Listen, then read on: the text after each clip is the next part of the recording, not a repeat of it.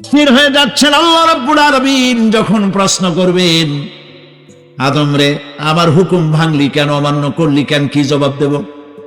আর ঠিক সেই মুহূর্তেই রব্বুল আলামিন প্রশ্ন করলেন, আদম রে আমার হুকুম অমান্য করলে কেন? আল্লাহ পাক বলেন, তাদেরকে যদি প্রশ্ন করা হয় আকাশ থেকে কে পানি বর্ষণ করছে এবং এই পানি দিয়ে মৃত্যু জমিনকে কে জিন্দা করে দিল, এই প্রশ্ন যদি করা হয়, তারা বলবে আল্লাহ। কি জবাব দেবে বলুন? আকাশ থেকে পানি বর্ষণ কে করে? জমিন, এই মরা জমিনকে আকাশের পানি দিয়ে, বৃষ্টির পানি দিয়ে জমিনটাকে সিক্ত করে দিয়ে ফসল উৎপাদনের ব্যবস্থা কে করে দেন? কাফেরেরা এটাকে অস্বীকার করতো না। সেজন্য ধৈর্যের প্রয়োজন, ধৈর্যের প্রয়োজন। আপনারা ধৈর্য হারাবেন না, উঠাউঠি করবেন না, শুনতে চেষ্টা করবে। যতক্ষণ পর্যন্ত আল্লাহ পাক শুনান, বলান, ততক্ষণ পর্যন্ত শুনতে থাকুন, ফায়দা হবে। এই পৃথিবীতে মানুষগুলো ছিল অসভ্য, ছিল চোর, ডাকাত, জেনাকার, বদমাশ, ছিল সন্ত্রাসী, ছিল নানা ধরনের অপরাধে লিপ্ত। আল্লাহ পাক এই মানব মণ্ডলীকে, বিশ্বের মানব গোষ্ঠীকে সৃষ্টি করেছিলেন তার জান্নাতে ফিরায় নেওয়ার জন্য, জাহান্নামে দেওয়ার জন্য নয়। এই মানব গোষ্ঠীকে আল্লাহ পাক পয়গম্বর পাঠালেন, আর পয়গম্বরদের কাছে আসমানের কিতাব দিলেন। কিতাব দিয়ে আর নবীদের মতো শ্রেষ্ঠ চরিত্রের, শ্রেষ্ঠ মানের লোকদের দিয়ে মানুষদেরকে হেদায়েতের কথা শোনালেন। আল্লাহ পাক বলছেন, কুল বিফাদলিল্লাহি ওয়া বিরহমাতিহি, হে রাসূল আপনি বলুন, মুসলমানদের জন্য আল্লাহ পাকের একটি করুণা, বিশ্ববাসীর জন্য আল্লাহ পাকের পক্ষ থেকে একটি দয়া। সেই দয়াটি হচ্ছে এই যে কোরআনের মতো একখানা কিতাব আল্লাহ পাক তোমাদেরকে দান করেছেন। সুবহানাল্লাহ। ফাবিযালিকা ফালিয়াফরাহু, কোরআনের মতো একখানা কিতাব পেয়েছো, এই জন্য আনন্দ করো, ফুর্তি করো, আনন্দ করো, কোরআনের মতো কিতাব পেয়েছো। সুবহানাল্লাহ। হুয়া খায়রুম মিম্মা ইয়াজমাউন, আর এ হচ্ছে সারা পৃথিবীর সমস্ত মানুষ যা কিছু অ্যাচিভ করেছে, সারা পৃথিবীর মানুষ যা কিছু অর্জন করেছে, কোরআন তার থেকে উত্তম। বোঝেন নাই কথা? বুঝলে সুবহানাল্লাহ বলতে পারতেন না, এখন বলে আর ওই সুবিধা হবে না। বুঝে বললে যে মহব্বতটা হয়, ওইটা হয় না আর কি। আল্লাহ কি বলছেন শোনেন। আল্লাহ পাক বলছেন, পৃথিবীর সমস্ত মানুষ যা অর্জন করেছে, মানুষেরা কি অর্জন করেছে? মানুষেরা অর্জন করেছে সোনার খনি, লোহার খনি, কয়লার খনি, রূপার খনি, হীরার খনি, ইন্ডাস্ট্রি, এমপি, মন্ত্রী, প্রেসিডেন্ট, জায়গা জমি, বাড়ি গাড়ি। পৃথিবীর সমস্ত মানুষ জাগতিক যা কিছু অর্জন করেছে, পৃথিবীর সমস্ত মানুষ, কোরআন তার থেকে উত্তম। সেই কিতাব আমাদের কাছে এসেছে। আমি ওই কিতাব থেকে আপনাদের সামনে আলোচনা করার আশা রাখি, তবে আমি তো কিছুই বলতে পারবো না। আল্লাহ পাক যদি দয়া করে, মানুষেরা বড় আশা করে আসে কোরআন শোনার জন্য, আল্লাহ মরা গাছ দিয়ে ফুল ফুটাইতে পারেন, মরুভূমিতে পানির প্রস্রবণ ঘটিয়ে দিতে পারেন, জিন্দাকে মৃত্যু করতে পারেন, মৃত্যুকে জিন্দা করতে পারেন। সেই মহান আল্লাহ ইচ্ছা করলে আমার মতো এক নাখান্দা গোলাম, তাকে দিয়ে আল্লাহ পাক ইচ্ছা করলে বলাতে পারেন। সে আল্লাহর প্রতি রুজু হচ্ছে, তিনি যেন দয়া করে এমন কিছু কথা বলান এই 5 দিন, যে কথাগুলি আমার জীবনের জন্য ফায়দা বয়ে আনে, এবং যারা শোনেন তাদের জন্য যেন বিশাল ফায়দা দুনিয়ায় হয়, আখিরাতেও হয়। প্রিয় ভাই সব, আমরা ধীরে ধীরে কথা বলবো ইনশাআল্লাহ। বলেন ইনশাআল্লাহ। কারণ আমাদের হাতে সময় 5 দিন। সময় কয় দিন? 5 দিন। আল্লাহ যদি দয়া করে এই 5 দিন আমাদের জন্য সুবিধা করে দেন, তা আমরা ধীরে ধীরে আলোচনা করব এবং একটা টার্গেটে আমরা পৌঁছতে চেষ্টা করব ইনশাআল্লাহ। সেজন্য ধৈর্যের প্রয়োজন, ধৈর্যের প্রয়োজন। আপনারা ধৈর্য হারাবেন না, উঠাউঠি করবেন না, শুনতে চেষ্টা করবে। যতক্ষণ পর্যন্ত আল্লাহ পাক শুনান, বলান ততক্ষণ পর্যন্ত শুনতে থাকুন, ফায়দা হবে। এই পৃথিবীতে মানুষগুলো ছিল অসভ্য, ছিল চোর, ডাকাত, জেনাকার, বদমাশ, ছিল সন্ত্রাসী, ছিল নানা ধরনের অপরাধে লিপ্ত। আল্লাহ পাক এই মানব মণ্ডলীকে, বিশ্বের মানব গোষ্ঠীকে সৃষ্টি করেছিলেন তার জান্নাতে ফিরায় নেওয়ার জন্য, জাহান্নামে দেওয়ার জন্য নয়। এই মানব গোষ্ঠীকে আল্লাহ পাক পয়গম্বর পাঠালেন, আর পয়গম্বরদের কাছে আসমানের কিতাব দিলেন। কিতাব দিয়ে আর নবীদের মতো শ্রেষ্ঠ চরিত্রের, শ্রেষ্ঠ মানের লোকদের দিয়ে মানুষদেরকে হেদায়েতের কথা শোনালেন। নবী করিম সাল্লাল্লাহু আলাইহি সাল্লাম আজ থেকে ১৫০০ বছর আগে তিনি মানুষের সামনে এটি পেশ করলেন যে এই পৃথিবীর শেষ কথা নয়, আর একটা জায়গা আছে যেই জায়গায় এই পৃথিবীর সব কাজের হিসাব দিতে হবে, সেই জায়গাটায় আমাদের সকলকে উঠতে হবে। নবী করিম সাল্লাল্লাহু আলাইহি সাল্লাম মানুষকে পরকালের জ্ঞান দিয়েছিলেন, মানুষকে আখিরাতের জবাবদিহিতার কথা বলেছিলেন।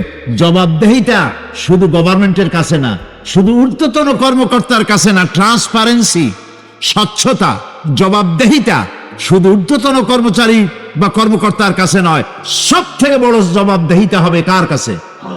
জোরে বলেন, কার কাছে? সে আল্লাহ পাকের কাছে জবাবদিহি করতে হবে প্রত্যেকটি কাজের, প্রত্যেকটি কথার। এই কথাগুলি কোরআনে কারিমে আল্লাহ পাক বিধৃত করেছেন। পরকালের উপরে আল্লাহ যত কথা বলেছেন, পরকালের উপরে ভিত্তি করে, আখিরাতের উপরে ভিত্তি করে আল্লাহ রাব্বুল আলামিন যত কথা বলেছেন, মওতের কথা, কবরের কথা, হাসরের কথা, সিরাতের কথা, মিজানের কথা, জাহান্নামের কথা, জান্নাতের কথা, বিচারের কথা, পরকাল কেন্দ্রিক যত কথা আল্লাহ পাক কোরআন শরীফে বলেছেন, সব কথাগুলি যদি এক জায়গায় করা যায়, গোটা কোরআন শরীফের 10 পারার সমান হয়ে যাবে। সম্ভবত কোরআনে কারিমের এমন কোন রুকু, এমন কোন পাতা নাই যেখানে আকারে, ইঙ্গিতে পরকালের জবাবদিহিতা সম্পর্কে একেবারে কিছু বলা হয়নি। এই পরকাল কেন্দ্রিক কথাগুলির কারণেই সেই জামানার চোর, ডাকাত, ছিনতাইকারী, ধর্ষণকারী সব হেদায়েত হয়ে গিয়েছিল, আর মানুষগুলি পৃথিবীর সর্বশ্রেষ্ঠ সম্মানিত জাতিতে পরিণত হয়ে গেছিল। ঠিক কিনা বলেন? সত্য কিনা বলেন?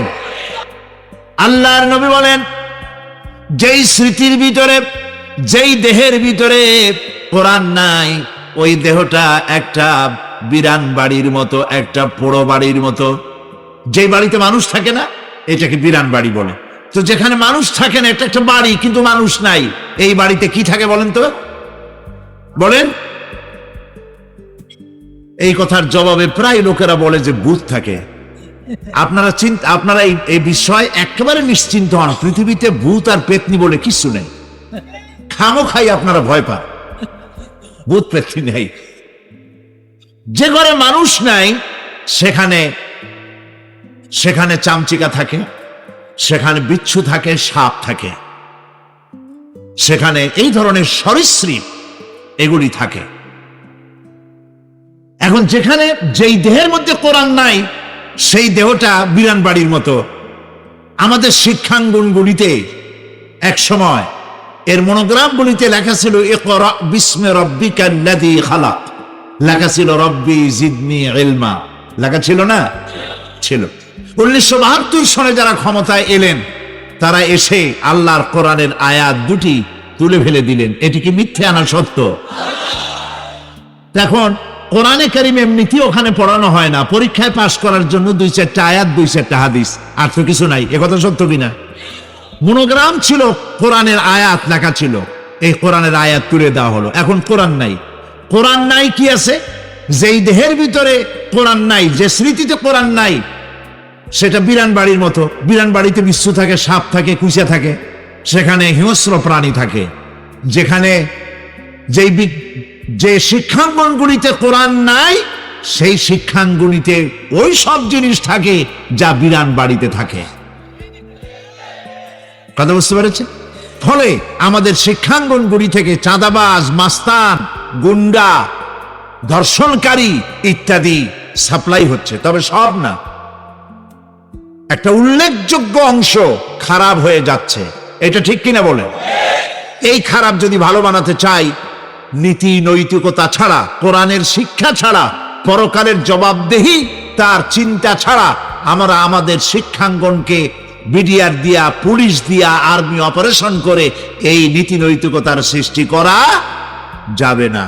মানুষ ওজনে কম দেয়, খাদ্যে ভেজাল দেয়, জমিনের আই ছেড়ে, বউকে পর্দায় রাখে না, মিথ্যা কথা বলে, ওয়াদা খেলাপ করে, প্রতারণা করে, এই সব জিনিস আপনি বন্ধ করতে পারবেন না। ক্লিন হার্ট তো ভালো, এর থেকেও বড় কোনো অপারেশন যদি থাকে, সে অপারেশন করেও মানব গোষ্ঠীকে ভালো বানানো যাবে না। একটি জিনিসই মানুষকে ভালো করতে পারে, সেটা হলো আল্লাহর কাছে কিয়ামতের দিন জবাবদেহিতা। এই জবাবদেহিতার উপরে ভিত্তি করেই আমি আপনাদের সামনে কথা বলতে চাই, যদি আল্লাহ পাক আমাদেরকে তৌফিক দান করেন। আমরা বলি আমিন। নবী করিম সাল্লাল্লাহু আলাইহি ওয়াসাল্লাম তার নবুয়তের শুরুতে তিনি তিনটি বিষয় মানুষকে দাওয়াত দিয়েছেন। এর একটি হলো তাওহীদ, একটি হলো রিসালাত, আর একটি হলো আখিরাত। তাওহীদ বলতে তিনি বুঝাইছেন সার্বভৌমত্বের মালিকানায় আল্লাহর সাথে কোনো শরীক নাই। কথা বুঝতে পেরেছেন? সার্বভৌমত্ব, ক্ষমতা এবং তার কর্তৃত্বে আল্লাহর সাথে কোনো শরীক নাই, এই কথা বিশ্বাস করার কোনো উপায় নাই যে সকল ক্ষমতার উৎস জনগণ। এই কথা বলা এবং বিশ্বাস করা মুসলমানদের কোনো সুযোগ নাই। সকল ক্ষমতার কর্তৃত্বে কেবলমাত্র, একমাত্র, শুধুমাত্র মালিককে। আল্লাহ পাক বলেছেন আন্নাল কুওয়াতা লিল্লাহি জামিআ, সমস্ত ক্ষমতার উৎস কেবলমাত্র কে? আল্লাহ পাক। এটি হলো নবী করিম সাল্লাল্লাহু আলাইহি ওয়াসাল্লামের প্রথম দাওয়াত। দ্বিতীয় দাওয়াত হলো নবী করিম সাল্লাল্লাহু আলাইহি ওয়াসাল্লাম বলেছেন আমি হচ্ছে আল্লাহর রাসূল, আল্লাহর রাসূল হিসেবে আমাকে প্রেরণ করেছেন। 3 নম্বরের দাওয়াত ছিল এই যে এই দুনিয়া এরকম থাকবে না, এই দুনিয়া ধ্বংস হবে এবং আমরাও একদিন মরে যাব, মরার পরে মাটিতে মিশে যাব, গলে যাব, এরপরে আবার আল্লাহ পাক আমাদেরকে উঠাবেন এবং কিয়ামতে আল্লাহর কাছে আমাদেরকে জবাবদিহি করতে হবে। এই 3টি বিষয় নবী করিম সাল্লাল্লাহু আলাইহি ওয়াসাল্লাম মক্কি জিন্দেগিতে মানুষের সামনে এই দাওয়াত পেশ করেছেন এবং কোরআনে কারিমও এই কথাগুলি এইভাবেই নাজিল হয়েছে। কাফেরেরা 3টি জিনিসের প্রথম জিনিসের সাথে তারা দ্বিমত খুব একটা করতে পারে নাই। তারাও জানতো যে আল্লাহ এক আছেন। তাদের যে দেবতাগুলি ছিল এ সম্পর্কে তাদের ধারণা ছিল যে দেবতাগুলিও ওই আল্লাহর তৈরি করা, তবে আল্লাহর কাজের এরা হলো অংশীদার। যেরকম গভর্নমেন্টের একজন প্রধানমন্ত্রী থাকে আর একজন প্রেসিডেন্ট থাকে আর বিভিন্ন বিভাগে মন্ত্রীরা থাকে, আল্লাহরও ওইভাবে রাষ্ট্র, আল্লাহ বা ভগবান বা গড, তারও এই বিশ্ব এগুলিকে পরিচালনা করার জন্য বিভিন্ন মন্ত্রণালয় আছে, আর ওই সব মন্ত্রণালয়গুলিতে আমাদের দেবতাগুলিকে এইভাবে শরীক করে রাখা তিনি রেখেছেন। এটা হলো তাদের ধারণা। 2 নম্বরে নবী করিম সাল্লাল্লাহু আলাইহি ওয়াসাল্লামের রিসালাত সম্পর্কে তাদের এই ব্যাপারে তারা একমত হতে পারে নাই, কিন্তু নবী করিম সাল্লাল্লাহু আলাইহি ওয়াসাল্লাম মিথ্যা কথা বলেছেন নাউজুবিল্লাহ, এটা তারা ধারণা করতে পারতো না। কারণ 40টি বছর পর্যন্ত একটি মিথ্যে কথা তিনি বলেন নাই। সুবহানাল্লাহ বলেন। নবুয়তের আগ পর্যন্ত কোনো মিথ্যে কথা তার কাছ থেকে লোকেরা শোনে নাই। সুবহানাল্লাহ। সারা জীবনেও তিনি কোনো মিথ্যে কথা বলেন নাই। তৃতীয় যে বিষয়টি, এই বিষয় ছিল তাদের মারাত্মক প্রশ্ন, সেটাই আপনাদের সামনে আমি বলবো ইনশাআল্লাহ। তবে স্রষ্টা সম্পর্কে, আল্লাহ সম্পর্কে তাদের ধারণা ছিল এই, আল্লাহ পাক কোরআনে কারিমে বলছেন তাদেরকে যদি প্রশ্ন করা হয় কে আকাশ সৃষ্টি করেছে, কে জমিন সৃষ্টি করেছে, তাহলে তারা বলবে, এবং তোমাদেরকে কে সৃষ্টি করেছে, তার জবাবে তারা বলবে পরাক্রমশালী আল্লাহ রব্বুল আলামিন, তিনি সৃষ্টি করেছেন। ফেরাউনও কিন্তু কোনোদিন বলে নাই যে আকাশ আর জমিন আমি সৃষ্টি করেছি। নমরুদও কোনোদিন বলেনি আকাশ আর জমিন আমি সৃষ্টি করেছি। কেউ নিজেকে স্রষ্টা বলে কেউ দাবি করেনি। এইভাবে করে আল্লাহ পাক বলছেন তাদেরকে যদি এই প্রশ্ন করা হয়, আল্লাহ পাক বলেন তাদেরকে যদি প্রশ্ন করা হয় আকাশ থেকে কে পানি বর্ষণ করছে এবং এই পানি দিয়ে মৃত্যু জমিনকে কে জিন্দা করে দিল, এই প্রশ্ন যদি করা হয় তারা বলবে আল্লাহ। কি জবাব দেবে বলুন? আকাশ থেকে পানি বর্ষণ কে করে? জমিন, এই মরা জমিনকে আকাশের পানি দিয়ে, বৃষ্টির পানি দিয়ে জমিনটাকে সিক্ত করে দিয়ে ফসল উৎপাদনের ব্যবস্থা কে করে দেন? কাফেরেরা এটাকে অস্বীকার করত না। যদি প্রশ্ন করা হতো তোমাদেরকে কে সৃষ্টি করেছে, তার জবাবেও তারা বলতো আল্লাহ। এই আল্লাহর ব্যাপারটি নিয়ে তারা কোনো প্রশ্ন তুলতো না, যে আমরা সৃষ্টি করেছি কথা বলতো না। নবী করিম সাল্লাল্লাহু আলাইহি ওয়াসাল্লামের রিসালাত সম্পর্কেও তারা, তিনি মিথ্যা কথা বলছেন নাউজুবিল্লাহ, এ কথা বলতেও তারা সাহস পাইতো না, যেহেতু সারা সমাজ তাকে আল আমিন বলেছে, সাদেক বলেছে। 40 বছর পর্যন্ত লোকেরা তাকে সাদেক, সত্যবাদী, আল আমিন বলেছে। আল্লাহ পাক তাকে সেইভাবেই তৈরি করেছেন। যে বিষয়টি নিয়ে তাদের মধ্যে সব থেকে চিন্তা ছিল, যেটা নিয়ে তারা সব থেকে বেশি গবেষণা করত, সেটি হলো নবী করিম সাল্লাল্লাহু আলাইহি ওয়াসাল্লাম যখনই বলেছিলেন যে পরকাল আছে, আখিরাত আছে, এইটা নিয়ে তাদের মাথায় যন্ত্রণা সৃষ্টি হলো। হাটে মাঠে ঘাটে তারা যেখানেই যেত খালি তারা আলোচনা করত, শুনছো কথা, আমরা নাকি মরে যাব, তারপরে নাকি আমাদেরকে আল্লাহ পাক কিয়ামতে উঠাবেন এবং সেইখানে নাকি আমাদের সমস্ত কিছু জিজ্ঞাসা করা হবে, ওইখানে নাকি সব কথার জবাব দেওয়া লাগবে। এমন কথা বাপের কাছেও শুনি নাই, দাদার কাছেও শুনি নাই, কি সব আজে বাজে কথা এখন আমরা শুনতেছি। এই জাতীয় তারা ঠাট্টা বিদ্রুপ ইত্যাদি করত। ঠিক এই ধরনের একটি প্রেক্ষাপটে আল্লাহ পাক সূরা নাবা অবতীর্ণ করলেন। পরম করুণাময় আল্লাহ রাব্বুল আলামিনের নামে শুরু করছি। সূরা নাবা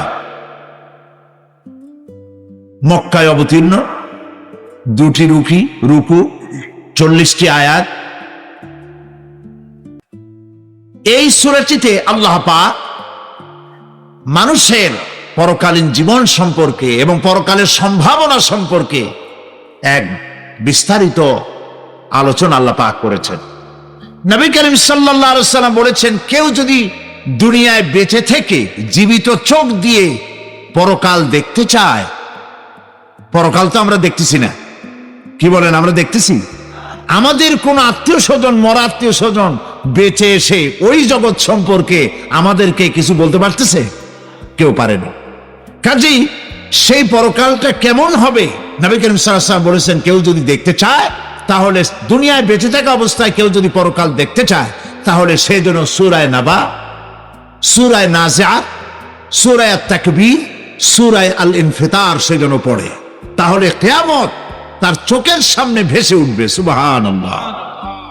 আল্লাহ পাক বলছেন, তারা কি সব ব্যাপারে জিজ্ঞাসাবাদ করছে? আনিন নাবাইল আযীম, সেই মহা ব্যাপারটি, সেই মহা খবরের ব্যাপারেই কি তারা এসব প্রশ্ন করছে? আল্লাযী হুম ফীহি মুখতালিফুন, যে ব্যাপারে তারা নিজেরাই মতদ্বৈততায় ভুগছে এবং নিজেরাই ঠাট্টা বিদ্রুপ ইত্যাদি করে বেড়াচ্ছে। কাল্লা সায়ালামুন, কখনো নয়, অবশ্যই তারা জানতে পারবে। সুম্মা কাল্লা সায়ালামুন, পুনরায় বলছি, অবশ্যই তারা এই বিষয়টি জানতে পারবে।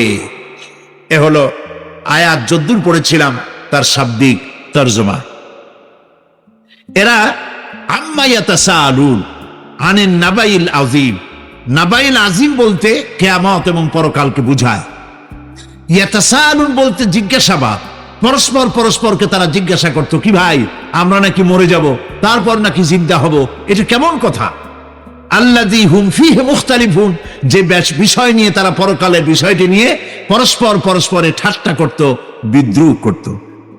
পরকাল সম্পর্কে অবিশ্বাসী যারা ছিল তাদের প্রশ্নগুলো কিরকম ছিল, কোরআনে কারীম তা বিধৃত করছে।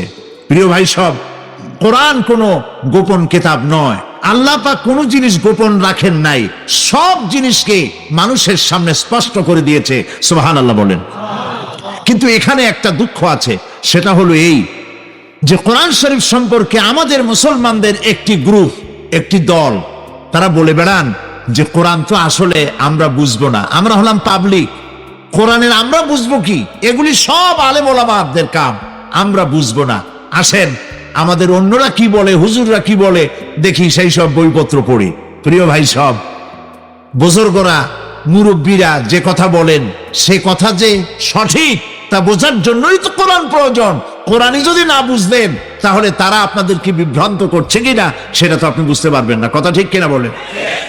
এখন কোরআন বোঝা যারা বলেন যে এটা কোরআন বোঝা সহজ নয়, কঠিন, আমার চিন্তায় এই লোকগুলি, এই বিশাল একটি গ্রুপ, একটি দল শয়তানের বড় রকমের ওয়াসওয়াসার ভিতরে তারা নিমজ্জিত হয়ে গেছে। আল্লাহ মেহেরবানি করে এই ভাইদের দৃষ্টিকে খুলে দিন, যাতে তারা বুঝতে পারে যে কোরআন শুধু আলেম ওলামাদের জন্য নয়, কোরআন পৃথিবীর সমস্ত মানুষের জন্য। হুদাল্লিল আলিমিন তো আল্লাহ পাক বলেন নাই আলেমদের জন্য নাজিল করেছি, তা তো বলেন নাই, বলেছেন হুদাল্লিন নাস, সমস্ত মানুষের জন্য কোরআন দেওয়া হয়েছে। এখন কোরআন বোঝা কঠিন না সহজ?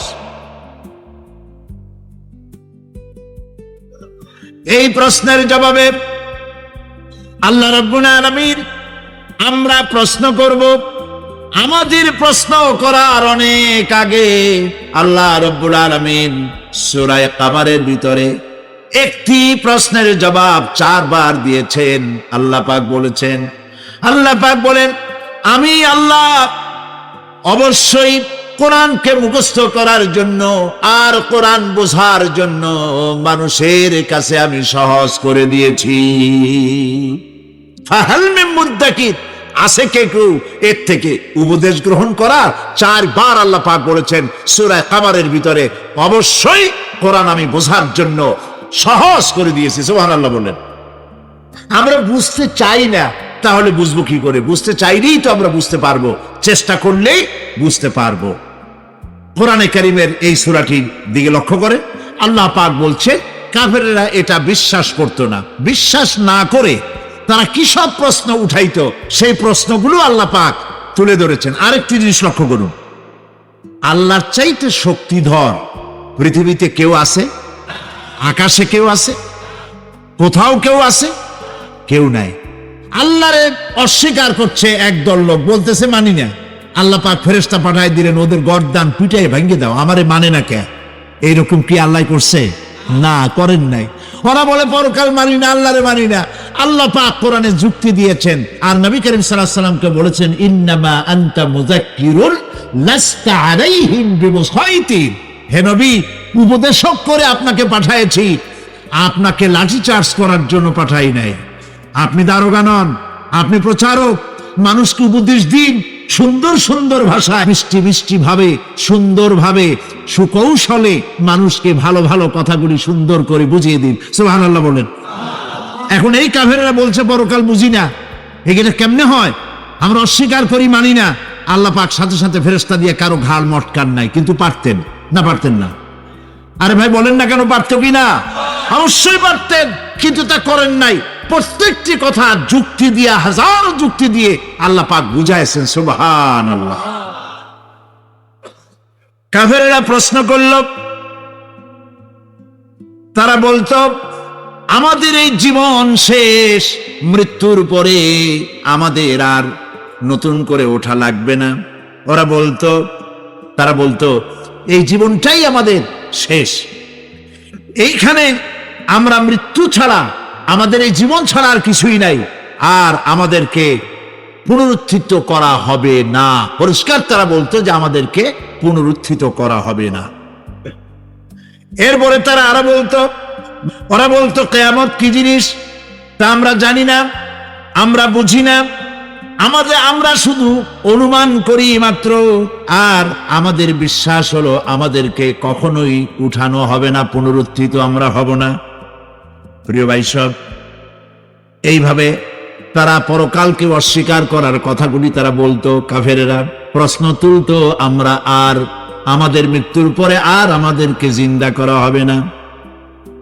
আখিরাতের জীবন সম্পর্কে কাফেরেরা আরো বলতো, তারা বলতো যে আমরা মরে যাওয়ার পর আমাদের গোশতগুলি মিশে যাবে, হাড্ডি গুড্ডি গুলিয়া পয়সে যাবে। এরপরে আমাদেরকে নতুন করে চিন্তা করা হবে, এটা মাথার মধ্যে ঢোকে না। কি আশ্চর্য ধরনের কথাটা হবে কি করে? কাফের বেঈমানেরা আরো নানা ধরনের প্রশ্ন তারা করত। তারা বলতো আমরা মাটিতে মিশে যাব, তারপরেও কি আমাদেরকে চিন্তা করা হবে, আমাদেরকে আবার উঠানো হবে? এটা তো বুদ্ধি, এটা চিন্তার বাইরের কথা, এটা তো মানতে পারি না।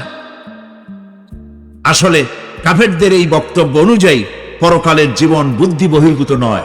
ওরা যে বলে যে এটা আমাদের বুদ্ধিতে কুলায় না, আসলে তারা বুদ্ধি খাটায় নাই। কাফের তো বুদ্ধি খাটায় নাই। যেমন আমাদের ইউনিভার্সিটিতে ঢাকা বিশ্ববিদ্যালয়ে একজন ছিল, বেটা মরছে, হ্যাঁ আমি নাম নাই নিলাম, আপনারা তো বুঝে ভালাইছেন। সে কয় যে পরকাল বিশ্বাস করি না, বিয়ে টিয়া মানি না।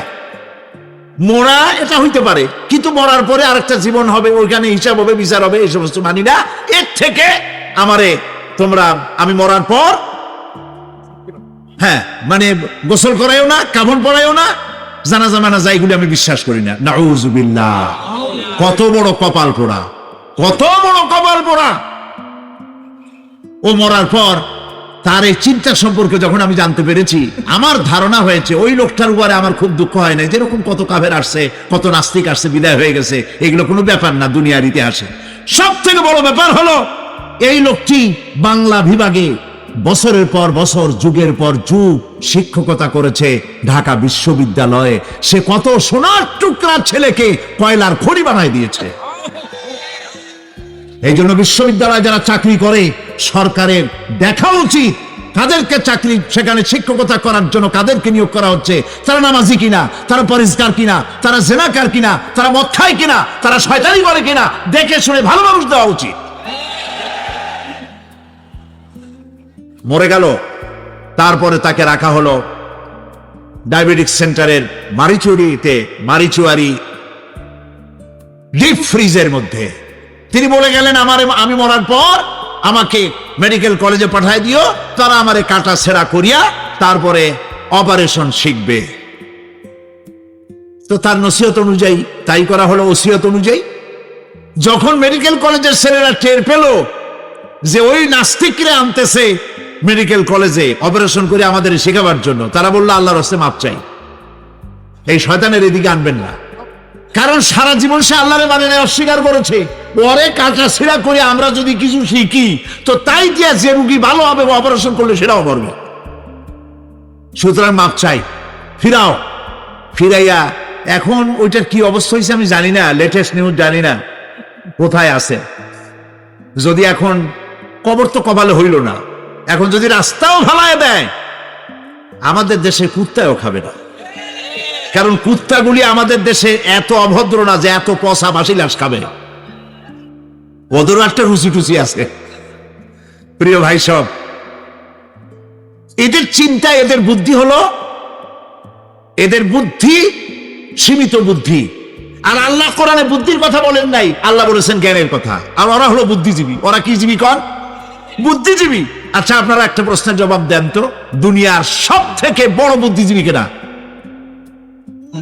মাশাআল্লাহ, আপনাদের ওয়াজ না শুনেইলেও হবে, আপনারা তো জানি ফেলাইছেন সব।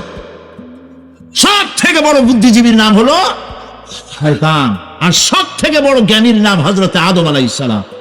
মানুষের মধ্যে সর্বপ্রথম আল্লাহ তাকে জ্ঞান দান করেছিলেন। সুবহানাল্লাহ। আল্লাহ পাক কোরআনের মধ্যে কোথাও বলেন নাই যে আমি বুদ্ধি দিছি। আল্লাহ পাক বলেছেন ওয়া আল্লামা আদামাল আসমাআ কুল্লাহা, আমি আদমকে সমস্ত জিনিসের জ্ঞান দিয়েছি, নামগুলা শিখাইছি। সুবহানাল্লাহ। ওয়ালাকাদ আতাইনা লুকমানাল হিকমা, আমি লোকমানকে জ্ঞান দান করেছি। ওয়ালাকাদ আতাইনা দাউদা ওয়া সুলাইমানা ইলমা, আমি দাউদ আর সুলাইমানকে কি দিছি? বুদ্ধি দিছি। কি দিছি? জ্ঞান দান করেছি। ইব্রাহিম আলাইহিস সালাম বলেছেন, হে আমার আব্বা, হে আমার পিতা, আমার কাছে এমন জ্ঞান এসছে যে জ্ঞান আপনার কাছে নাই। ফাত্তাবিউনি আহদিকা সিরাতান সাবিয়্যা, আপনি আমার অনুসরণ করে আমি আপনাকে সোজা রাস্তা উঠাই দেব। সুবহানাল্লাহ। আমার কাছে এমন ইলম আসছে। কোরআনে কারীমে আল্লাহ রাব্বুল আলামিন বুদ্ধি শেখো, আল্লাহর কাছে বুদ্ধি কামনা করো, এটা তিনি এক জায়গাও বলেন নাই। বলেছেন আমার কাছে দোয়া চাও, আয় আল্লাহ তুমি আমার জ্ঞান বৃদ্ধি করে দাও। শয়তান ছিল বুদ্ধিজীবী, আদম আলাইহিস সালাম ছিলেন জ্ঞানী। শয়তান শুদ্ধা। আল্লাহ পাক যখন সকলকে বললেন উসজুদু লিআদামা, সবাই মিলে আদমরে সেজদা দাও, ফাসাজাদু, সবাই মিলে সেজদা করলো, ইল্লা মিস্টার ইবলিস সেজদা করলো না। আবা ওয়াস্তাকবারা ওয়া কানা মিনাল কাফিরিন, কপাল পুড়ল, জম্মের পোড়া। এখন ও যে বুদ্ধিজীবী, দুনিয়ার বড় বুদ্ধিজীবী, দেখেন অবস্থা। আল্লাহ পাক জিজ্ঞেস করলেন ইবলিস রে, আমার হুকুমটা তুই মানলি না কেন? কোন জিনিস তোরে বাধা দিল আমার হুকুম অমান্য করতে, মানলি না কেন? ও তো বুদ্ধিজীবী, বুদ্ধির আশ্রয় নিয়েছে। সে বলছে আল্লাহ পাক এটা মানি নাই একটা বৈজ্ঞানিক কারণেই, একটি দার্শনিক কারণেই মানতে পারি নাই। কারণ হচ্ছে খালাকতানি মিন নার ওয়া খালাকতাহু মিন তিন, তারে বানাইছো মাটি দিয়া, আমারে বানাইছো আগুন দিয়া, আনা খায়রুম মিনহু, আমি ওর থেকে অনেক ভালো, নাউযুবিল্লাহ। কত বড় কপাল পোড়া। আগুনের গতি হলো ঊর্ধ্বমুখী, মাটির গতি নিম্নমুখী। ঊর্ধ্বগতি সম্পন্ন একটা জিনিসকে নিম্নমুখী জিনিসের সামনে মাথা নত করতে বলা তোমার একটা অবৈজ্ঞানিক অদার্শনিক হুকুম হয়ে গেছে। নাউযুবিল্লাহি মিন যালিক। আল্লাহ পাক বললেন ইন্নাকা রাজীব, মরদুদ, বিতাড়িত, সব আমল বরবাদ করে দিলাম। দেখেন, অপরাধ শয়তান করেছে, অপরাধ আদম আলাইহিস সালাম করেছে। একজন অপরাধ করে শয়তান হয়ে গেল, আর একজন অপরাধ করে আল্লাহর পয়গম্বর হয়ে গেলেন। সুবহানাল্লাহ বলবেন না? কেন? কারণ হলো শয়তান বুদ্ধিজীবী, বুদ্ধির আশ্রয় নিল। আদম আলাইহিস সালাম তিনি বুদ্ধির আশ্রয় নেন নাই, তিনি আকলের, তার জ্ঞানের কাছে তিনি আশ্রয় নিয়েছেন। অর্থাৎ তিনি চিন্তা করতেছিলেন যে আল্লাহ পাক আমাকে নিষেধ করলেন একটা গাছের কাছে যেতে, আমিও গেলাম, বউও গেল, যা নিষেধ করলেন সেটা করলাম। এখন যদি আল্লাহ আমারে প্রশ্ন করেন যে আমার হুকুম অমান্য করলা কেন, কি জবাব দেব? আদম আলাইহিস সালাম জবাব খুঁজে পাচ্ছিলেন না। কিন্তু আমি ওই আয়াত তেলাওয়াত করার পর সর্বপ্রথম সেই ছাত্র জীবনে আমি চিন্তা করলাম জবাব তো একটা দিতে উনি পারতেন। ছাত্র মানুষের মধ্যে তো নানান চিন্তা আসে, তো আমার চিন্তা আসলো উনি একটা জবাব তো দিতে পারতেন, আমাদের আবাল বাসার একটা জবাব তো দিতে পারতেন, এই যে আল্লাহ পাক সবই ঠিক আছে, অপরাধ আমি করেছি, ভুল আমি করেছি, কিন্তু আমার এটা জানতে ইচ্ছে হয় জান্নাতের সমস্ত নাজ নেয়ামত আমার জন্য তুমি জায়েজ করে দিলা, যে গাছটার কাছে যাওয়া যাবে না, ফল খাওয়া যাবে না, এরকম একটা গাছ জান্নাতের মধ্যে বানাইয়া আমার বিপদে ভালাইলা কেন? এরকম একটা জবাব তিনি দিতে পারতেন, কিন্তু তিনি দেন নাই। কারণ তিনি বুঝতে পেরেছেন মহাশক্তিধর আকাশ আর জমিনের মালিক আল্লাহ রাব্বুল আলামিনের সামনে আর্গুমেন্ট চলে না, তার সামনে আর্গুমেন্ট চলে না, সারেন্ডার চলে, আত্মসমর্পণ করা চলে। হযরত আদম আলাইহিস সালাম কোন আর্গুমেন্টের কাছে গেলেন না, কেঁদে কেঁদে অস্থির হয়ে যাচ্ছেন। আল্লাহ রাব্বুল আলামিন যখন প্রশ্ন করবেন আদম রে আমার হুকুম ভাঙলি কেন, অমান্য করলি কেন, কি জবাব দেব? আর ঠিক সেই মুহূর্তেই রব্বুল আলামিন প্রশ্ন করলেন আদম রে আমার হুকুম অমান্য করলে কেন? হযরত আদম আলাইহিস সালাম কোন বুদ্ধির আশ্রয় না নিয়া তার জ্ঞান তাকে বলে দিল, আল্লাহ তাকে কালেমা শিখায় দিলেন। উদ্বুদ্ধ হয়ে তিনি আল্লাহ রাব্বুল আলামিনের সামনে মাথা নত করে দিয়ে বললেন রব্বানা যালামনা, হে আল্লাহ আমি আমার নফসের পরে, যালামনা আনফুসানা, আমি আমার নফসের পরে জুলম করেছি, অত্যাচার করেছি। ওয়া ইন লাম তাগফির লানা, তুমি যদি আমাকে ক্ষমা না করো।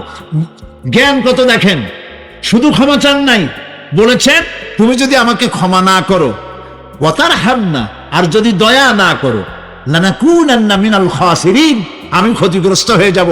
কতটা জ্ঞানের অধিকারী তিনি! তিনি এটা বললেন না যে শুধু মাফ করে দাও, শুধু মাফ করলে হবে না, মাফও করা লাগবে, আর আগে যেমন দয়া করতে স্নেহ করতে সেটাও করা লাগবে। সুবহানাল্লাহ। আল্লাহ পাক রাজি হয়ে গেলেন, রাজি হন নাই? আল্লাহ রাব্বুল আলামিন হযরত আদম আলাইহিস সালামকে শুধু ক্ষমা করলেন না, ক্ষমাও করলেন, আর নবীর মর্যাদা দিয়ে আল্লাহ রাব্বুল আলামিন দুনিয়ায় পাঠাইয়া দিলেন। সুতরাং বুদ্ধি দিয়ে কাফেররা বুদ্ধির আশ্রয় গ্রহণ করে সর্বনাশ করেছে, যে পরকাল হইতে পারে না, মরে যাব আবার উঠবো, আবার এই শরীর কেমনে তৈরি হবে, এইটা তাদের বুদ্ধিতে কুলায় নাই। কিন্তু বুদ্ধি দিয়া চিন্তা করলে বোঝা যাইতো যে হ্যাঁ পরকাল একটা হইতে পারে। আর একটা কথা বলি, সেটা হলো এই, বহুত মানুষ আছে পরকাল বিশ্বাস করে না, আছে না এমন? আছে। এখন আমরা বিশ্বাস করি পরকাল, আমরা কারা কারা বিশ্বাস করি হাত উঁচু করে দেখান তো। আলহামদুলিল্লাহ বলি, বলেন আলহামদুলিল্লাহ। এখন যারা বিশ্বাস করে না তাদেরকে জানাতে চাই, আমরা যারা পরকালে বিশ্বাস করি, তাহলে পরকাল যদি না হয়, কিয়ামত যদি না হয়, বিচার আচার যদি কিছু না হয়, আমরাও বেঁচে গেলাম, আপনারাও বেঁচে গেলেন। কিন্তু সত্য সত্যই যদি পরকাল একটা হয়, বিচার যদি হয়, আমরা বেঁচে যাব, ফেসে যাবা তোমরা। প্রিয় ভাই সব, আল্লাহ রাব্বুল আলামিন সুন্দর করে বুঝাচ্ছেন। দেখো এই যে সারা বছর এই যে এটা কি বলে পরকাল কেন হবে, এটা বুদ্ধি দিয়ে চিন্তা করো, জ্ঞান দিয়ে চিন্তা করো। সারা বছর ব্যবসা করার পর হিসাব নিকাশের একটা দিন আসে, আসে না? বলেন আসে কিনা? হিসাব নিকাশের একটা দিন আসে সারা বছর ব্যবসা করার পর, সারা বছর লেখাপড়া করার পর, তারপরে কি বলে পরীক্ষা দেওয়ার একটা দিন আসে, আসে না? তো সারা জীবন আপনি এখানে কাজবাজ করবেন, এখানে আপনি ভালো করলেন মন্দ করলেন, এর কোনো জবাব হবে না, বিচার হবে না। এটা পাগলে চিন্তা করতে পারে, আর পাগলেরা চিন্তা করে বলেই তারা বলে, পাগলেরই এটা কথা, মাটির পুতুল যেমনে নাচায় তেমনি নাচি, পুতুলের কি দোষ। মরিয়া দেখেন, এই গান যারা বিশ্বাস করে মরিয়া দেখেন অবস্থাটা কি হয়। ফেরেশতারা আসা ধোপায় যেমন কাপড় আশ্রায়, ওই রকম ঠ্যাং ধরিয়া কবরের মধ্যে আশ্রাবে, আর বলবে যেমনে আশ্রায় তেমনে আশ্রাই, ফেরেশতার কি দোষ।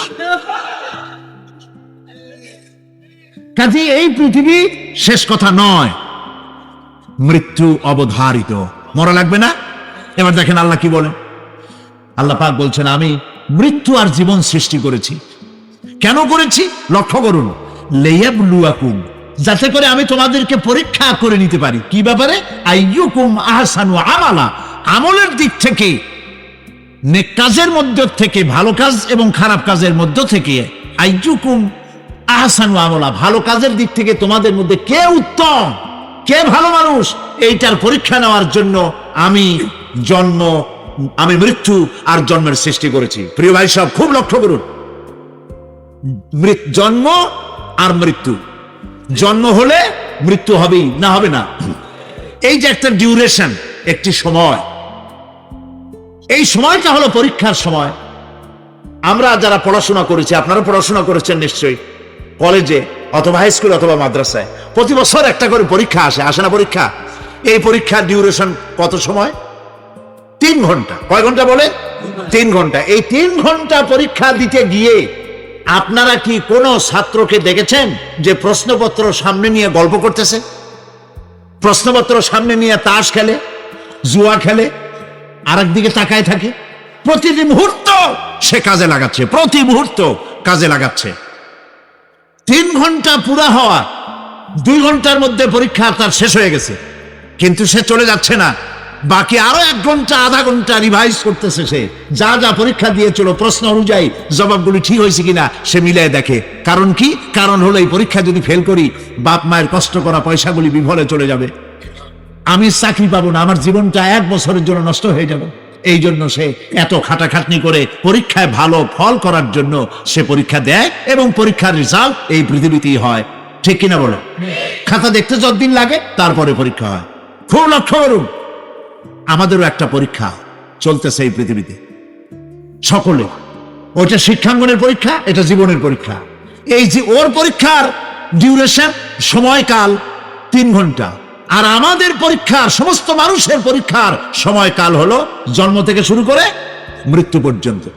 এর মধ্যে বালেগ হওয়া পর্যন্ত সময়টা কনসিডারেবল, ক্ষমার যোগ্য। 15 বছর 12 বছর বালেগ হইতে যে কয় বছর লাগছে, এইটা যা করছেন যা বলছেন সব মাপ। কিন্তু বালেগ হওয়ার পরের থেকে নিয়ে মৃত্যু পর্যন্ত যা যা করবেন সমস্ত কাজের হিসাব আল্লাহর কাছে দিতে হবে। একটা প্রশ্ন করি আপনাদের কাছে, রাগ করবেন না তো? বলবেন যে কথা বলতে তো আপনি আসছেন, আমাদের দিয়ে খাটান কেন, এরকম চিন্তা করবেন না তো। প্রশ্নটা হচ্ছে, বলেন তো দেখি পৃথিবীর মধ্যে সব চাইতে মূল্যবান জিনিস, দামি জিনিস কোনটা? হ্যাঁ, ইখতিলাফ হয়ে গিয়েছে, ইখতিলাফ হয়েছে। কেউ বলেছে যৌবন, কেউ বলেছে কোরআন, কেউ বলেছে ইসলাম। আর যারা বেশি বুদ্ধি রাখে তারা খামোশ, তারা কথা বলে নাই। কোনটা কইয়া কোন জ্বালা চুপ করে থাকাই ভালো। সব থেকে মূল্যবান জিনিসের নাম সময়। সব থেকে মূল্যবান জিনিসের নাম কি? এবার বলেন, এই পৃথিবীর মানুষ সব থেকে অপচয় করে কোন জিনিসে? সময়ে। সময়ের অপচয় আমরা যা করি। সাহায্য চাই, যে কথাগুলি বললে পরে এই সময় গোটা জাতির জন্য উপকার হবে, আমার জন্য, আমার দেশের জন্য, আমার জাতির জন্য, আমার মাজলুম জনতার জন্য যে কথাগুলি ফায়দা হবে, আল্লাহ পাক সেই কথাগুলি যেন বলার তৌফিক তারে গোলামকে এনায়েত করেন। কোরআনের কেউ যদি প্রশ্ন করে যে কোরআনের মূল টার্গেট কি, কি জিনিসের দাওয়াত মানুষের সামনে কোরআন পেশ করেছে, তাহলে বলতে হয় যে দাওয়াতটা দিয়েছে সর্বপ্রথম, সে দাওয়াতের নাম হচ্ছে ঈমান। সে দাওয়াতের নাম ঈমান। বিস্তারিত কথা আমি সামনে বলবো। তো আমি এখন যে জিস্ট সাংবাদিক ভাইদের জন্য বলতে চাই সেটা হলো এই, যে মুমিন ব্যক্তির নিকট ইসলামের সর্বপ্রথম দাবি হচ্ছে ঈমান। আর এই ঈমান আল্লাহ এবং তার রাসূলের পেশকৃত কতগুলি বিষয়ের প্রতি নিঃশর্ত বিশ্বাসের নাম হচ্ছে ঈমান। শুধু নামাজ, রোজা এবং উমরা পালনের মাধ্যমে ঈমানের দাবি পূরণ হয় না। জীবনের সকল দিক এবং বিভাগে আল্লাহ এবং রাসূলের পূর্ণাঙ্গ নিঃশর্ত আনুগত্যই ঈমানের দাবি। এর বিপরীত আচরণের নাম মুনাফিকি বা কুফরি। আমাদের দেশে দুর্ভাগ্যজনকভাবে, অত্যন্ত দুর্ভাগ্যজনকভাবে রাষ্ট্রীয় পৃষ্ঠপোষকতাই ঈমানের বিপরীত কার্যক্রম শুরু হয়েছে। যেমন আগুনকে সম্মান প্রদর্শন করা, ভাস্কর্যের নামে যত্রতত্র মূর্তি নির্মাণ করা, মানুষের প্রতিকৃতি ছবি স্থাপন এবং তাতে মাল্যদান করে মাথা নিচু করে সম্মান প্রদর্শন করা, কপালে তিলক পরা, হিন্দুয়ানি কায়দায় বর্ষবরণ করা, বসন্ত মেলা, পৌষ মেলা, ভালোবাসা দিবসের নামে বেহায়াপনা, মঙ্গল প্রদীপ জ্বালানো ইত্যাদি বাঙালি সংস্কৃতির নামে যা কিছুই করা হচ্ছে তার অধিকাংশই দ্বীন এবং ঈমানের সাথে আদৌ সঙ্গতিপূর্ণ নয়। আমরা লক্ষ্য করেছি দেশে যেটা হচ্ছে সেটা হচ্ছে হজ এবং উমরার নামে আমাদের নেতৃবৃন্দ এবং সরকারের উচ্চ পর্যায়ের ব্যক্তিবর্গ হজ এবং উমরার নামে মক্কা মদিনা গমন করেন, কিন্তু দাদা বাবুদেরকে খুশি করার জন্য গয়া, কাশী বা শান্তিনিকেতন থেকে সংস্কৃতি আমদানি করেন। এটা আর যাই হোক, এর নাম মুসলমানি নয়, এর নাম হচ্ছে সুস্পষ্ট মুনাফিকি। এখন অবস্থা দৃষ্টে যা আমরা দেখতে পাচ্ছি তা হলো এই, ধর্মনিরপেক্ষতার নামে ইসলামের ইতিহাস, ঐতিহ্য, সংস্কৃতি চিরতরে মুছে ফেলার জন্য মারাত্মক ষড়যন্ত্র চলছে। আরেকটি বিষয় হলো, দেশে জনগণের নিকট তাওহীদের ধারণা স্পষ্ট না থাকার কারণে শিরক আর বেদাত মারাত্মক আকার ধারণ করেছে। সবের নিয়তেই লোকেরা অজ্ঞতাবশত শিরক করছে, পীর পূজা, মাজার পূজা, আস্তানা পূজা করে মানুষ তাদের ঈমান নষ্ট করছে। অন্যদিকে সাধারণ মানুষের অজ্ঞতার সুযোগ নিয়ে স্বার্থান্বেষী মতলববাজ কিছু লোক নিজেদেরকে অলি সম্রাট, সুফি সম্রাট, হুসনাক সম্রাট ইত্যাদি দাবি করে ইসলামের বিকৃত ব্যাখ্যা দিয়ে জনগণকে বিভ্রান্ত করছে। তাসাউফের মতো মহান এবং পবিত্র বিষয়টিকে ব্যবসার হাতিয়ার বানিয়ে ওরস শরীফ, গোসল শরীফ, নওরোজ শরীফ, খসরত শরীফ এর নামে কুল্লু শরীফ করে মুসলমানদেরকে বিভ্রান্ত করছে। এমত অবস্থায় প্রত্যেক মুসলমান নরনারীকে ইসলামের সর্বপ্রধান এবং সর্বপ্রথম দাবি ঈমানকে কোরআন এবং হাদিসের আলোকে বুঝে নিতে হবে এবং এর দাবি পঙ্খুরূপে মুসলমানদের মেনে চলতে হবে। এই হলো আজকের বক্তৃতার সারাংশ আমি সাংবাদিক ভাইদের জন্য তুলে ধরলাম। কোরআনে কারীমের মূল দাওয়াত হচ্ছে ঈমান। সেই কথাটি কোরআনে কারীম থেকে আল্লাহ পাক বলছেন। আমরা চাই পৃথিবীতে শান্তি চাই, আর আখিরাতে মুক্তি চাই। কয়টা জিনিস চাই আমরা? বলুন, কয়টি জিনিস চাই? দুটি জিনিস। একটা চাই পৃথিবীতে শান্তি, আর আখিরাতে মুক্তি। তিনটি জিনিস আমরা দাবি করি বা চাই। এখন এই শান্তি, দুনিয়ার শান্তি এবং আখিরাতের মুক্তি কিভাবে হবে, সেজন্য আল্লাহ পাক বলছেন। আল্লাহ পাক বলছেন সূরা আস-সাফ, হে বিশ্বাসীরা, তোমরা যারা ঈমান এনেছো, শোনো, আমি কি তোমাদেরকে এমন একটা ব্যবসার কথা বলবো না, যে ব্যবসায় তোমাদেরকে জাহান্নামের কঠিন পীড়াদায়ক শাস্তি থেকে রক্ষা করবে? এমন একটি ব্যবসার কথা আমি কি তোমাদেরকে বলবো না? তার মানে হচ্ছে অবশ্যই আমি তোমাদেরকে এরকম একটি ব্যবসার কথা বলবো। সুবহানাল্লাহ বলেন। কিভাবে চললে পরে জাহান্নাম থেকে মুক্তি পাওয়া যাবে সে কথাটি আল্লাহ পাক গোপন রাখেননি, ওপেন সিক্রেট। তিনি তো বান্দাদেরকে এজন্য সৃষ্টি করেন নাই যে বান্দাগুলি তিনি সব জাহান্নামে দিবেন। তিনি তৈরি করেছেন মানুষকে হেদায়েত যেন তারা পায়, সেই জন্য আল্লাহ পাক তাকে জ্ঞান দিয়েছেন, নবী দিয়েছেন, কিতাব দিয়েছেন। আল্লাহ পাক বলছেন আমি অবশ্যই এমন একটা ব্যবসার কথা তোমাদেরকে বলবো। সেই ব্যবসাটা কি? সেই ব্যবসাটা হচ্ছে, সেই ব্যবসার জন্য তিনটা পুঁজি লাগবে। কয়টা পুঁজি? একটা হচ্ছে ঈমান বিল্লাহ, আল্লাহর প্রতি ঈমান। আরেকটা হচ্ছে রাসূলের প্রতি ঈমান। আরেকটা হচ্ছে আল্লাহ রাস্তায় জিহাদ করা, মাল দিয়ে আর জান দিয়ে। এই তিনটি জিনিস। ঈমান আনা ফরজ। ঈমান আনা কি? আল্লাহর প্রতি ঈমান আনা কি? রাসূলের প্রতি ঈমান আনা কি? এবং আল্লাহ রাসূলের আইন প্রতিষ্ঠার জন্য জিহাদ করা কি? তিনটি জিনিসকে আল্লাহ পাক ফরজ করে দিয়েছেন। কে ফরজ করেছে? আসুন ধীরে ধীরে আমরা এই তিনটি বিষয় আলোচনা করি। ব্যবসার কথাটা আল্লাহ বললেন কেন? ব্যবসার কথাটা এই জন্য বলেছেন, এর মধ্যে দুটি কারণ আছে। একটা কারণ হলো এই যে মানুষেরা ব্যবসাটা বোঝে খুব ভালো। ব্যবসার দিকে মানুষের মনটা খুব আকৃষ্ট থাকে। অল্প কাজ করে যদি বেশি মুনাফা পাওয়া যায়, মিনিমাম লেবার ম্যাক্সিমাম প্রফিট, মানুষ দেখবেন লাফায় পড়বে সেই কাজের জন্য। মাওলানা এহতেশামুল হক থানভী রহমতুল্লাহ আলাইহি তার এক ওয়াজের মধ্যে বলেছেন, আমি শুনেছিলাম, তিনি বলেছেন কিয়ামতের দিন, এটা রূপক কথা, কোরআন হাদিস নয়। কিয়ামতের দিন এক ব্যক্তিকে উপস্থিত করা হবে, তাকে ফেরেশতারা জিজ্ঞেস করবে যে আল্লাহর বান্দা, তোমার তো নেক এবং পুণ্য, পুণ্য এবং পাপ, নেক এবং বদ, দুটি জিনিসই সমান সমান। এখন বলো তুমি কোথায় যাবা? তুমি কি বেহেশতে যাবা না তুমি দোজখে যাবা? লোকটি বলছে, সে লোকটি ছিল খুব বড় ব্যবসায়ী। সে বলছে, ফেরেশতা ভাই, আমি দোজখও চিনি না, বেহেশতও চিনি না, যেখানে গেলে আমার 2 পয়সা লাভ হবে সেইখানে আমি তোমায় আমারে পাঠাও। এর দ্বারা বোঝা যায় যে মানুষেরা ব্যবসার দিকে খুব বেশি আকৃষ্ট থাকে। যদি লস হয় দারুণ ভাবে মন খারাপ করে, একেবারে যায় যায় অবস্থা হয়ে যায়। এই জন্য ব্যবসার কথা আল্লাহ তুলে ধরলেন, যাতে করে মানুষের মনটা ব্যবসার কথা শুনে আকৃষ্ট হয়। এ হলো এক। 2 নম্বরে, ব্যবসা করতে শুধুমাত্র পুঁজি লাগে না, আরো অনেক কিছু লাগে। শুধু পুঁজি হলে কি ব্যবসা হয়?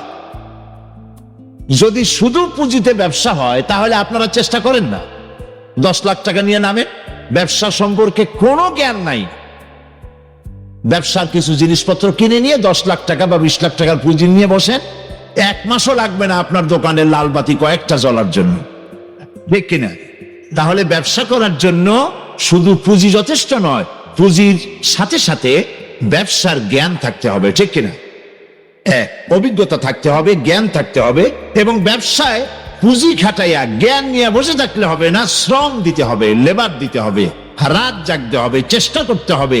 দেশ বিদেশের ওই মালের, যে মালের ব্যবসা আপনি করেন, তার দাম কোথায়, কেমন, কোথা থেকে কিনলে লাভ, আপনি এখানে বিক্রি করলে লাভ বেশি হবে, এই সব ব্যাপারে চিন্তা ভাবনা করতে হবে, শ্রম দিতে হবে, মেধা দিতে হবে, রাত জাগতে হবে, দৌড়দৌড়ি করতে হবে। এত কিছু করার পরে তারপরে ব্যবসা হওয়ার সম্ভাবনা আছে, তবে লসের সম্ভাবনাও উড়ায় দেওয়া যায় না।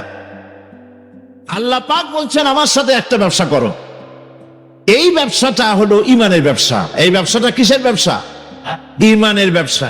এই ব্যবসার জন্য, এই ব্যবসাটার উদ্দেশ্য কি? জাহান্নাম থেকে বাঁচা। বলেন ব্যবসার উদ্দেশ্য কি? জাহান্নাম থেকে বাঁচার জন্য একটা ব্যবসা আমার সাথে করো। সেই ব্যবসাটার পুঁজি হলো ঈমান। সেই ব্যবসার ক্যাপিটাল কি? ঈমান। সেই ঈমান লাগাইয়া বসে থাকলে হবে না, এই কলেমার পুঁজি খাটাইয়া বসে থাকলে হবে না। ঈমানের জন্য পুঁজি খাটাতে হবে। পুঁজি হলো জাহান্নাম থেকে বাঁচার জন্য, পুঁজি হলো ঈমান। সেই ঈমান খাটাইয়া কলেমা পড়ে বসে থাকলে হবে না, শ্রম দিতে হবে, চিন্তা করতে হবে, রাত জাগতে হবে।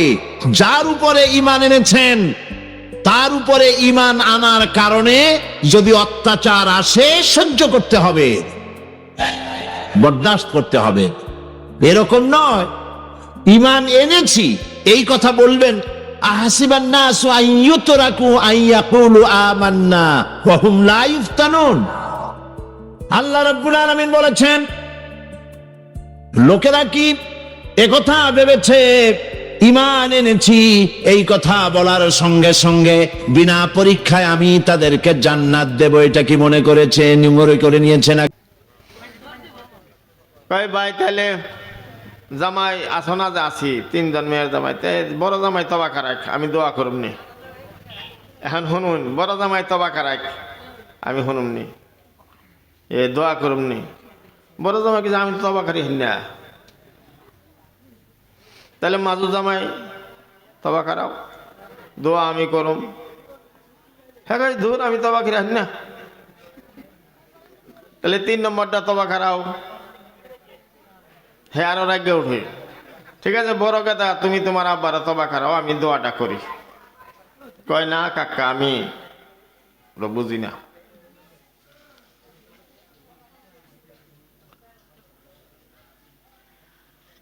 তাহলে মাজু গেদা হ, তুমি তোমার বাপের তবা খারাও, দোয়া আমি করি।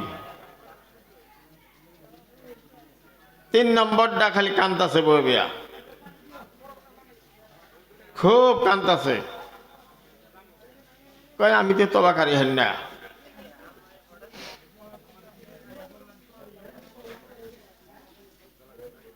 তাহলে 4 নম্বরটা তুমি তবা খারাও। কই যে জেনে গেলে তবা খারানি শিখন যায়, হ্যাঁ সীমা এই জীবনে আমার বাবা দেয় নাই। তখন এই জুনাবে বাইরে কইতেছে, ভাই তুমি কও এখন তোমার কি আছে আর আমি কই আমার কি আছে। সুবহানাল্লাহ, জোরে কোন সুবহানাল্লাহ, করে কোন সবাই সুবহানাল্লাহ। অম্ব করে বসেন গরম ঝুম ধরে ধরে অম্ব করে কেমন জানি এম করে বহাটা হলে যে বাইরা মরা বহাওটা বালা করে ডকনা করে বহন। আপনারা কথা কন না, কথা কোন গে ভাই, আমার কাছে নবীর সুন্নত আছে, তুমি বলো তোমার কাছে কি আছে। আমার কাছে আল্লাহর কোরআন শরীফ আছে, আমি কোরআন তালাওয়াত করি, ইয়াসিন সূরা তালাওয়াত করি, সূরা আর রহমান তালাওয়াত করি, সূরা মুলক মুজাম্মিল তালাওয়াত করি। ভাই তোমার কাছে কি আছে? ভাই গো আমার কাছে নবীজির সুন্নত আছে ভাই, আমার কাছে ফজরের নামাজ আছে, জোহরের নামাজ আছে, আসরের নামাজ আছে, মাগরিবের নামাজ আছে, ইশার নামাজ আছে, আমার কাছে তাহাজ্জুদের নামাজ আছে। ভাই জোরে কন্না সুবহানাল্লাহ। তোমার কাছে কি আছে ভাই? এ মুসলমান বন্ধু, তারপরে জনাবে বলতেছে আমার কাছে জিকির আছে, আমার কাছে তসবিহ তাহলিল আছে। ভাই 6 তসবিহ আছে, 12 তসবিহ আছে বন্ধু। আমার কাছে দান দক্ষিণা আছে, আমার কাছে মসজিদের মহব্বত আছে, নবীজির মহব্বত আছে, আমার কাছে কোরআন তালাওয়াত আছে। ভাই তোমার কাছে কি আছে বলো? এই কথা বলার নাগে নাগে এই বসে কান্দা আরম্ভ করল, কান্দতেছে। এই নে কেরাগো ডান মুড়ে হেনে কেরা এনে খারে কথা কয়, কেরাগো এনে খারে কথা কয়। ইনা কোনকার মানুষ না দোকান দিছে দোকানে নিয়ে যে আমার সময় দিলি হয় লা ইলাহা ইল্লাল্লাহ জোরে লা ইলাহা সমানে সমানে লা ইলাহা আয় তোরা লাহাই তোরা লাহাই লা ইলাহা ইল্লাল্লাহ লা ইলাহা আসলে জোরে কোন না কে লা ইলাহা লা ইলাহা ইল্লাল্লাহ লা ইলাহা এ মুসলমান বন্ধু জনাব একবার বলতেছে ভাই গো তুমি এখন আমার কাছে বলো তোমার ছেলে পেলের সামনে পরিবারের সামনে বলো তোমার কি আছে আর আমার কি আছে আমি তো বললাম আমার কাছে তাহাজ্জুদের নামাজ আছে আমি বললাম আমার কাছে বন্ধ ফজরের নামাজ জোহরের নামাজ আছে তালাওয়াত কোরআনে আছে আমার কাছে বন্ধ কই আমার আমি বললাম আমার কাছে আল্লাহর আমল আছে নবীজির দরুদ শরীফ আছে ভাই তুমি বলো তোমার কাছে এখন কি আছে ভাই লা ইলাহা লা ইলাহা এই যে ইল্লাল্লাহ